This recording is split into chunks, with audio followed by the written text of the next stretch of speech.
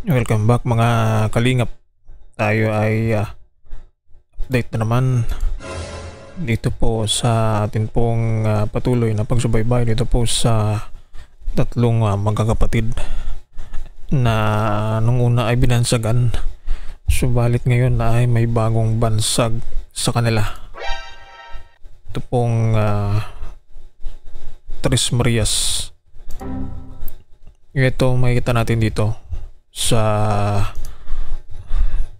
video yung tatlong magkakapatid na kung baga nung unang vlog ay sinabi ng kapitbahay na kung maglakad ay sunod-sunod at ito na nga nang lumabas sila papuntang SM, nakita na ito nga na kumpirmado na totoo nga na kung maglakad ay sunod-sunod.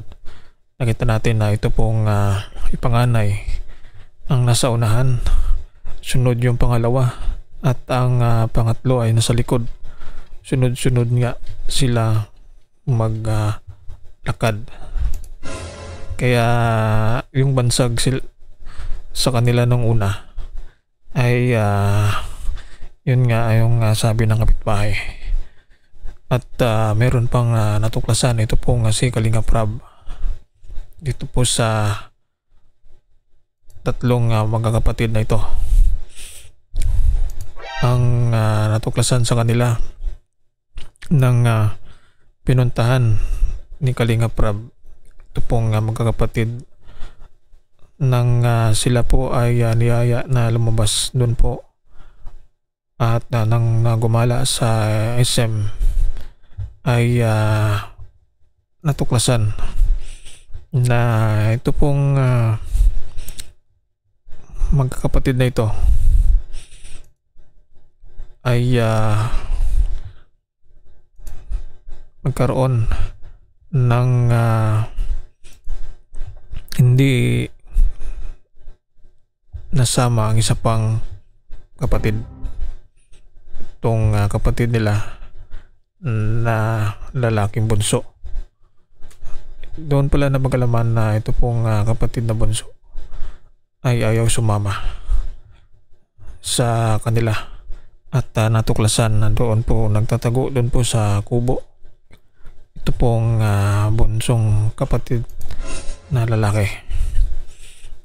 Kaya natuklasan din ni Kalinga Prab na itong tatlong magkakapatid ay may pagbabago sa kanila.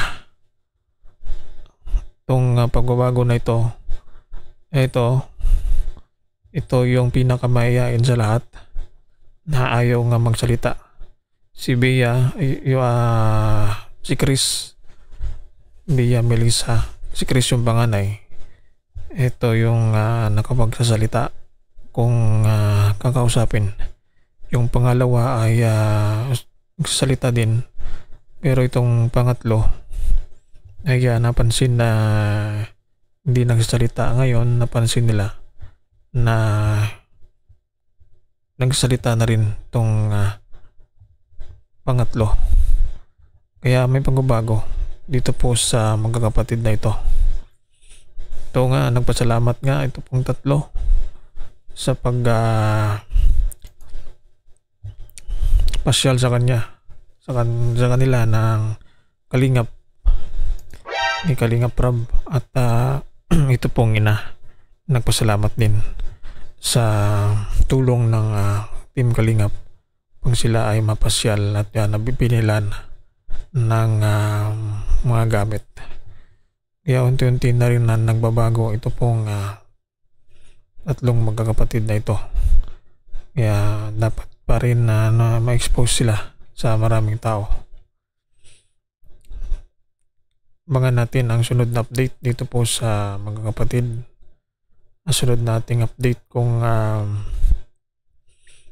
inabangan dahil ang ama nito ay minsan lang nagpakita at malalaman natin ang dahilan bakit wala lagi doon sa bahay tuwing pinupuntahan ni Kalinga Prab ito pong magkapatid na ito.